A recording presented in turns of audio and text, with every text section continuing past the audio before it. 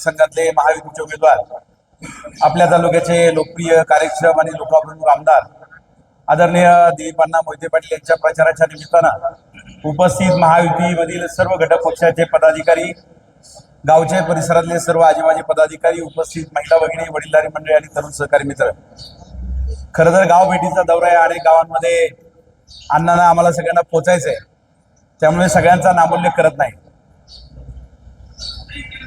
उमेदवार अनेक उभे आहेत. महाविकास आघाडीचे उमेदवार या परिसरात येऊन गेले, लोकांचा प्रतिसाद नाही, परंतु कार्यकर्त्यांची गर्दी बाहेरून आणून एक वातावरण करायचा ते केविलवाना प्रयत्न करतायत. आता अनेक वक्त्यांनी सांगितलं की त्यांनी एक जाहिरात सुरू केली की मी माळकरी म्हणून मला मतदान करा. वाडा गावामध्ये सभा घेतली, त्या सभेची माहिती तुम्ही घेतली तर वाडा गावातली माणसं तिथं नव्हती. सत्कार करायला देखील प्रमुख पाहुण्यांच्या वाडा गावातला कुठला पदाधिकारी उपस्थित नव्हता. 400-500 लोकांच्या सभेमध्ये एका बाजूला तुम्ही माळकरी सांगता, दुसऱ्या बाजूला तुम्ही सभेला कोणाला आणलं?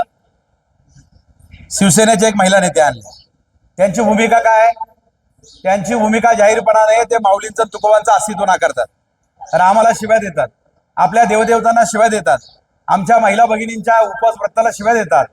हा इतिहास असलेली महिला, माळकऱ्यांचा अपमान करणारी महिला, वारकऱ्यांवरती आरोप करणारी महिला, संत तुकाराम महाराजांनी माऊलींचा अपमान करणारी महिला ही तुम्ही तुमच्या प्रचाराला आणता आणि दुसऱ्या बाजूला तुम्ही माळकरी म्हणून सांगता. एवढा विरोधाभास दुर्दैवानं त्या ठिकाणी आपण कुठं पाहिला नाही. जर तुम्ही खरे वारकरी असता, खरे माळकरी असता, तरी पक्षातल्या नेत्यांना सांगितलं असतं जे संतांवरती आरोप करतात अशी महिला माझ्या प्रचारात नको, पण ते सांगण्याचं धाडस तुमच्यात नाही आणि म्हणून दुटप्पी भूमिका घेऊन राजकारणामध्ये कधी यश मिळत नसतं. दुर्दैवानं भूमिका त्यांची दुटप्पी आहे. त्याने जे 2 मुद्दे मांडले त्याचं विश्लेषण किंवा त्याच्याबद्दलची भूमिका मी या ठिकाणी महायुतीच्या माध्यमातून मांडेल. त्याने अण्णांवर आरोप केला, ते म्हणजे अण्णांनी तिसऱ्यात सांगितलं तिसऱ्या वेळेस माझी शेवटची निवडणूक आहे आणि आता पुन्हा ते उभे राहिले. मला त्याला नम्रपणे सांगायचंय, एखादा राजकीय नेता असतो त्याच्या आयुष्यात 3 गोष्टी महत्वाच्या असतात. एक म्हणजे सार्वभौम असलेली जनता, दुसरे आपले कार्यकर्ते आणि तिसरं आपलं नेतृत्व. तुम्ही मला सांगा, आज त्या ठिकाणी जे नेतृत्व आहे, जे नेतृत्व अण्णा मानतात, ज्या अजितदादांनी अण्णांची पहिल्यापासून पाठराखण केली, त्यांच्या पाठीमागे उभे राहिले, उमेदवाऱ्या दिल्या, विकासाचे लाखो कोटी रुपये त्या ठिकाणी दिले, सगळ्याच प्रसंगामध्ये त्यांच्या मागे उभे राहिले. ते अजितदादा म्हणतात की नाही अण्णा तुम्हाला उभं राहिलं पाहिजे. जे राष्ट्रवादीचे सगळे कार्यकर्ते, ज्याने अण्णांना निवडून आणलं, ज्यांनी अण्णांसाठी त्या ठिकाणी परिश्रम केले, ते सगळे कार्यकर्ते एक दिलाने मागतात. राष्ट्रवादीचा एकही कार्यकर्ता म्हणत नाही की अण्णांच्या विरोधात आम्हाला उमेदवारी द्या, अण्णा तुम्ही थांबा म्हणून सांगत नाही. सगळ्या कार्यकर्त्यांनी एकमुखानं सांगितलं की पुन्हा एकदा अण्णाच आम्हाला उमेदवार पाहिजे. सगळे कार्यकर्ते त्यांच्या पाठीमागे उभे आहेत. आणि तिसरी म्हणजे या तालुक्यातली जनता, या तालुक्यातली सार्वभौम जनता, जनतेतला कुणी माणूस म्हणला नाही. तुम्ही जे आज आरोप करताय, तुम्ही सगळे विधानसभेला त्यांच्या विरोध होते. मी देखील अपक्ष उमेदवाराचं काम करत होतो, त्यावेळी मी त्यांना म्हणू शकत नाही की तुम्ही चौथ्यांदा उभे का. तुम्ही जे आज आरोप करताय, तुम्ही त्यांना पाडण्यासाठी त्या ठिकाणी विरोध काम करत होता, त्यांच्यावरती आरोप करत होता. तुम्हाला कुठून अधिकार आला त्यांना विचारायचं चौथ्यांदा का उभे राहिले? तो अधिकार राष्ट्रवादीच्या कार्यकर्त्यांना आहे, तो अधिकार अजितदादांना आहे, तो अधिकार जनतेला आहे. आणि जनता अधिकारी आमचे कार्यकर्ते आणि अजितदादा म्हणतात की अण्णा तुम्हीच पाहिजे, तुमचा अनुभव पाहिजे, तुमचं प्रशासकीय ज्ञान आम्हाला पाहिजे, तुमच्या रूपाने या ठिकाणी राज्याचं नेतृत्व करायची संधी आहे. आणि मग जर जनता अण्णांच्या पाठीमागे आहे, आज राष्ट्रवादीच्या बरोबर त्या ठिकाणी भारतीय जनता पक्ष असेल, एकनाथभाईंची शिवसेना असेल, रामदास आठवलेंची त्या ठिकाणी आरपी असेल, सगळे जर एकमुखाने अण्णांच्या पाठीमागे उभे आहे, तर समोरच्या उमेदवाराला मला विनंती करायची आहे की बाबा तुला अण्णांना हा प्रश्न विचारायचा अधिकार नाही. तुझ्या स्टेजवर जे बसलेले लोक आहेत, त्या स्टेजवर काय गमती जमती चाललेले आहेत ते तू बारकाईने पहिलं बघ आणि मग या ठिकाणी महायुतीच्या उमेदवार अन्याय कर. दुसरं त्याने काय सांगितलं, ते म्हणे अण्णांना यांना सगळं सोसायटी पण यांना पाहिजे, मार्केट कमिटी पण यांना पाहिजे, बँक पण यांना पाहिजे, सगळ्या पदावर हेच आहे. राजकारणामध्ये जो माणूस समजदार आहे, लोकप्रतिनिधी म्हणून तुम्ही काम केलेलं आहे, तुम्ही समजून घेतलं पाहिजे की जर तुम्ही गावच्या विकास सोसायटीमध्ये आलाच तरच तुम्हाला मार्केटला उभं राहत आहेत. तुम्ही मार्केटला आला, अण्णा मार्केटमध्ये आले, बाजार समितीला संचालक झाले आणि म्हणून राज्याच्या बाजार समितीच्या महासंघाचं नेतृत्व केलं. खेड तालुक्याच्या दिलीप अण्णांचं नाव हे पणन क्षेत्रामध्ये राज्यामध्ये मोठं झालं. ते मार्केटला आले म्हणून राज्याचे अध्यक्ष झाले. तुम्ही याचा विचार करत नाही की ही पायरी असते, राजकारणातल्या संधी असतात. जर तुम्हाला पीडीसी बँकेला उभं राहायचंय, तुम्ही सोसायटीमध्ये पाहिजे, सोसायटीचे प्रतिनिधी म्हणून आले पाहिजे.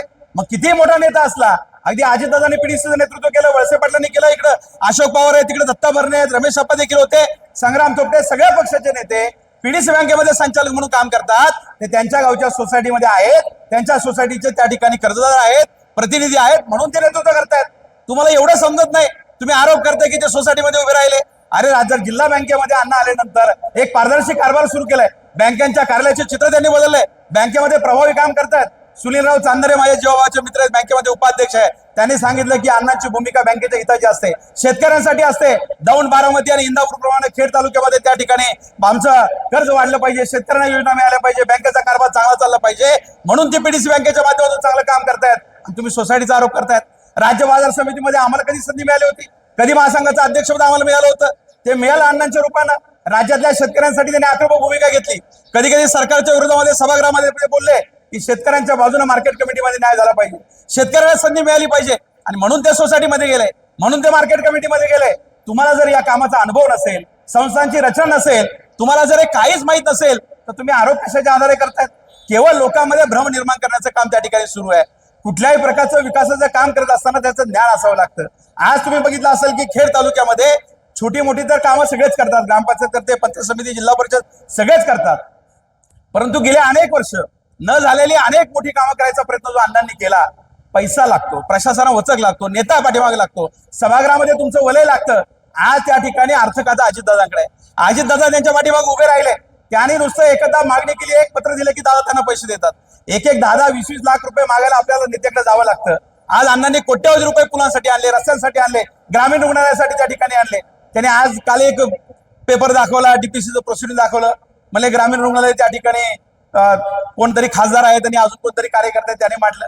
त्यांना एवढं समजलं पाहिजे की जिल्हा नियोजन समिती किंवा जिल्हा परिषद राज्याचे मोठे निर्णय किंवा प्रोजेक्ट आणताना फक्त शिफारस करते, राज्य पातळीवरचे निर्णय होतात, मंत्रिमंडळाची मंजुरी लागते, त्या खात्याचा मंत्री त्याला मंजुरी देतो, सेक्रेटरी फाईल तयार करतो, राज्य तुमच्या पाठीमागे असल्याशिवाय ते होत नाही. आणि म्हणून तुम्ही कितीही शिफारसी आम्ही केल्या, ग्रामपंचायती किती मागणी केली, तर त्या वरच्या माणसाने तुम्हाला निधी द्यावा लागतो.